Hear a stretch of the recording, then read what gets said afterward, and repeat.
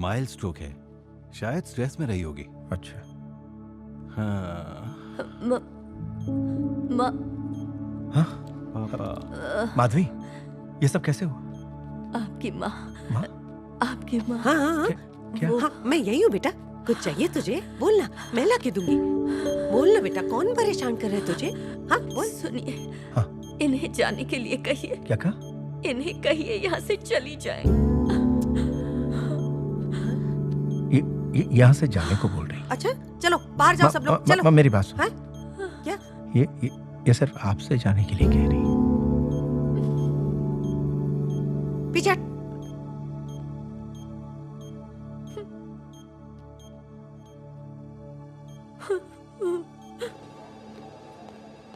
पता नहीं ये बाबा का बेबी, बाबा तुझे अब टाइम मिला? माधवी कैसी है? मैं उसे मिलके आता हूँ। हाँ? यहीं रुक। उसने मुझे बाहर निकाल दिया। हाँ? टेंशन से अटैक आया है। इसको किस बात का टेंशन है? अटैक का नाटक कर रही है। सारा दिन भैंस की तरह पड़ी रहती है। पता नहीं पति को क्या खिलाया, दिन रात उसके गुण गाता है। मैंने पैदा किया, मेरा तो कोई हक ही नहीं है। तू बता सकते है उसे क्या टेंशन है? अब तुमसे बड़ा टेंशन और क्या हो सकता है, बताओ। क्या आप बता सकते हैं माधवी की ऐसी हालत कैसे हुई? अगर एक और स्ट्रोक आया ना तो बचाना बहुत मुश्किल हो जाएगा। यार 25 साल हो गए हमारी शादी को, अब समझ में नहीं आता कि माँ की सुनूं या बीवी की सुनूं। एक काम करो ना, माधवी को माँ से दूर रखो, माता पिता के घर भेज दो। अरे कोविड में दोनों चले गए, तुम्हें बताया तो था। हाँ, मैं तो भूल ही गया था। तो अपनी माँ को कहीं भेज सकते हो क्या? क्या कह रहे हैं? माँ को कहीं नहीं भेज सकता। अरे नो वे, वो मर जाएगी यार। एक काम करो, ओल्ड एज होम भेज दो। अरे क्या बकवास कर रहा है यार, वो मेरी माँ है, उनके बिना मैं एक दिन नहीं जी सकता। माधवी के बिना जी सकता है? अगर उसे कुछ हो गया तो मुझे ब्लेम मत करना। देख यार, मुझे गलत मत समझ, ओल्ड एज होम भेजने में क्या बुराई है? शहरों में बड़े बुजुर्ग अपने अकेलेपन से तंग आकर खुशी खुशी अपनी मर्जी से ओल्ड एज होम में शिफ्ट हो रहे हैं। इनफैक्ट उन्हें वहां अच्छा लगेगा। एक बार जरा सोच के तो देख।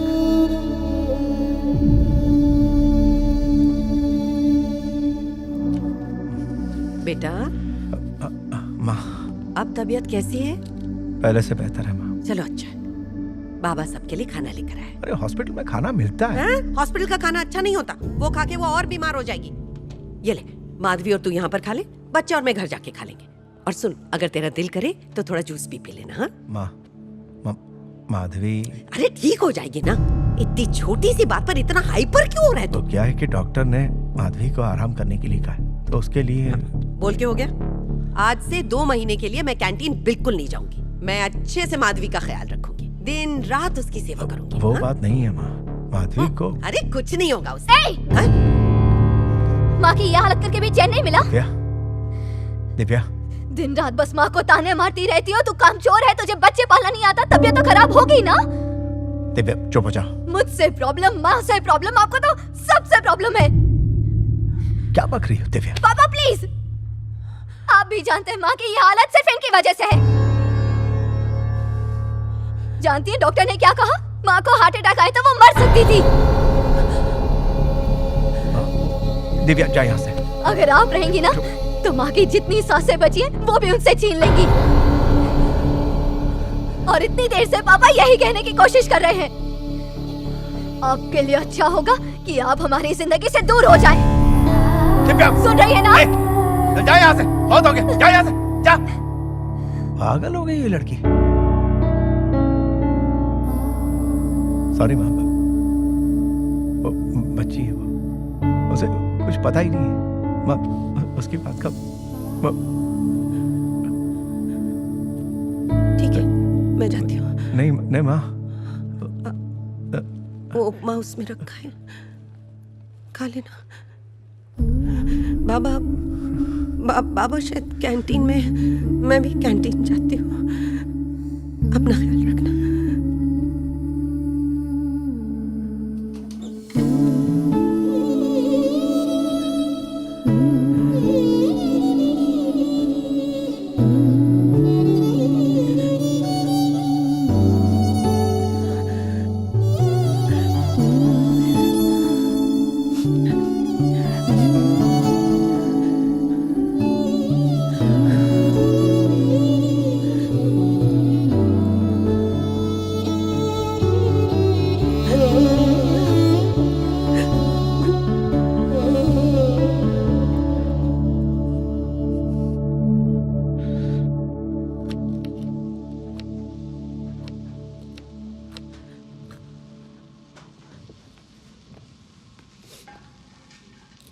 तुम यहाँ क्यों चली आई? कहा था ना मैनेज कर लूंगा। ए शीनू। हाँ मालिक। माधवी अब कैसी है? ये पकड़। घर आ गई या हॉस्पिटल में ही है? बेबी क्या हुआ? अरे रो क्यों रही हो? वो प्याज काट रही हूँ ना। ये आंखों से सावन प्याज काटने की वजह से नहीं आ रहा है। तुम सच सच बताओगी या फिर मैं बताऊं? बात क्या है? बेचारी आंटी को यूजलेस भंगार समझ के घर से बाहर फेंक दिया है ना? ये क्या बक रही है तू? क्या क्या नहीं किया उनके लिए, लेकिन अब घर में बुढ़ी की जरूरत नहीं इसलिए निकाल के सड़क पे फेंक दिया। मेरा तो कलेजा फट रहा है। जब देखो मेरा बेटा, मेरी बहू, मेरा पोता, आखिर क्या दिया उन लोगों ने? जहाँ इसकी बहू एडमिट है ना वहीं रामू काम करता है। उसी ने ये सैड न्यूज दी मुझे। देख तू दिल मत छोटा करो।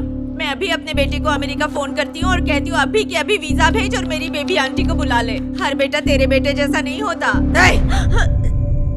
मेरे बेटे के बारे में कुछ बोला तो मैं तेरी जबान खींच लूंगी। हर घर में ऊंच नीच चलती रहती है। अगर उसने मुझे दूर रहने को कहा तो क्या गलत किया? हाँ, तू अपनी नाक मत घुसेड़। अपने बेटे की खुशी के लिए अगर 4 दिन बाहर रही तो क्या हो जाएगा? अपनी बहू के लिए मैं कुछ भी करूंगी। 2 दिनों के बाद वो खुद मुझे लेने आएगी। मैं उस पे गुस्सा करूं या गाली दूं, ये हमारे घर का मामला है। अगर तूने मेरे घर में आग लगाने की कोशिश की तो पहले तेरी जबान काटूंगी और फिर तेरी गर्दन। इसे सड़क पे फेंक के गलत किया, गटर में फेंकना चाहिए था।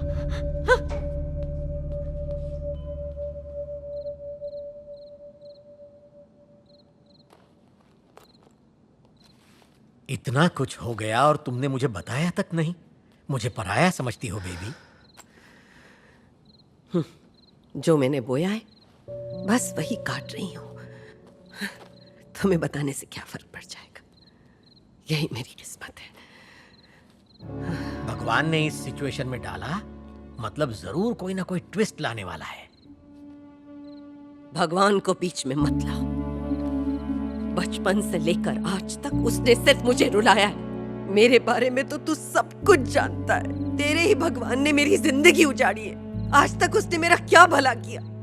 बचपन से मेरा एक सपना था कि मैं एक बड़ी सिंगर बनूं, लेकिन भगवान ने बाप ऐसा दिया जिसे संगीत से नफरत थी। सिंगर बनने का सपना तो टूट गया, लेकिन इसी बीच मुझे प्यार हुआ और बाप ने वहां शादी करने से मना कर दिया। मैंने भागकर शादी की। एक तरफ मेरी गोद भरी और दूसरी तरफ मेरा सुहाग उजड़ गया। एक नन्ही जान को लेकर मैं दर दर भटकती रही। उस वक्त कहाँ था तुम्हारा भगवान? लोगों की गंदी नजर से मैंने खुद को कैसे बचाया मैं जानती हूँ। मैंने अकेले अपने बच्चे को बड़ा किया, उसके लिए अपने सारे ख्वाब त्याग दिए, सब छोड़ दिया। भेड़ियों के बीच शेरनी बनकर रही मैं। ये बता उस वक्त तेरा भगवान कहाँ था? अपने बेटे को देखकर मैं सारे दुख भूल गई। अब वो मेरा बेटा भी मुझसे छीनना चाहता है। आखिर वो मुझसे चाहता क्या है? किस जन्म का बदला ले रहा है? बोला अपने भगवान को मेरे सामने। आज सारे हिसाब लूंगी, देखते जा। अरे कहाँ जा रही हो? मैं भी चलता हूँ। खबरदार, खबरदार जो तू मेरे पीछे आया, दूर जा। मुश्किल घड़ी में दोस्त ही काम आते हैं ना बेबी। मैं मरने नहीं जा रही, मैं नहीं मरूंगी।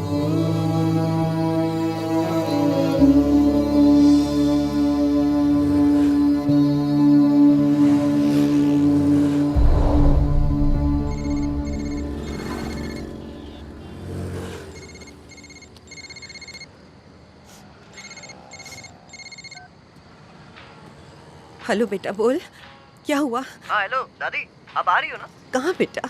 अरे आप भूल गई क्या दादी? बोला तो था आज हमारा बैंड परफॉर्म करने वाला है, आप आ जाना। ओह, मैं भूल गई बेटा। अरे क्या दादी, आज मेरी लाइफ का फर्स्ट बैंड परफॉर्मेंस है और आप भूल गई। दादी ये सही नहीं है, आप फटाफट आ जाओ जल्दी। मेरी तबीयत ठीक नहीं है बेटा।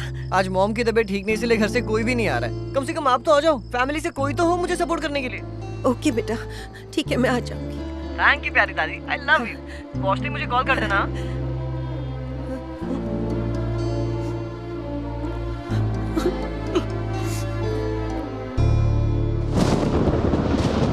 बस बस यहीं रुक। ये लो।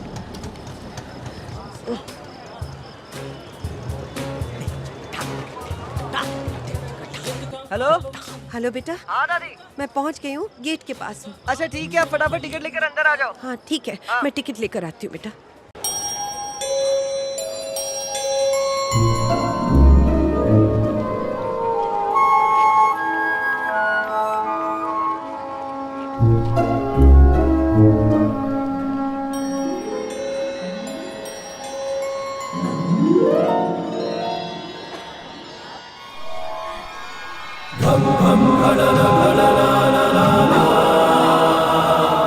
ओ दादी माँ, जो चाहिए वो मिलेगा। आओ मेरे पास, आ जाओ। हाथ मत लगा, मुझे कुछ नहीं चाहिए। अरे नखरे मत करो, मेरी बात सुनो। देखो तुम्हारी कुंडली मेरे पास है, स्वयं ब्रह्मदेव ने लिखी है। तुम 100 रुपया दो और मुझसे अपनी कुंडली ले जाओ। ए, कुंडली गई भाड़ में, जा अपनी दुकान संभाल। बड़ा आया कुंडली वाला। बाप रे, भगवान से बहुत नाराज हो क्या? क्या लिखा है भगवान ने मेरे लिए? क्या लिखा है?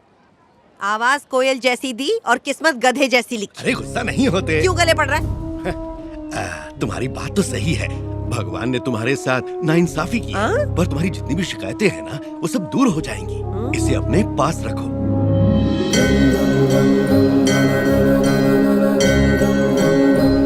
हैं? क्या करूं इस मूर्ति का? आज गुरु पूर्णिमा की रात है दादी माँ, बहुत शक्तिशाली रात है। इस मूर्ति को अपने पास रखो। अरे ये क्या बकवास कर रहा है तू? इसके लिए मेरे पास पैसे नहीं है। मुझे पैसे नहीं चाहिए, बस इस मूर्ति को हमेशा अपने पास ही रखना। तुम्हारी जो भी मनोकामना होगी पूरी होगी। इसमें माता सरस्वती का आशीर्वाद बसा हुआ है।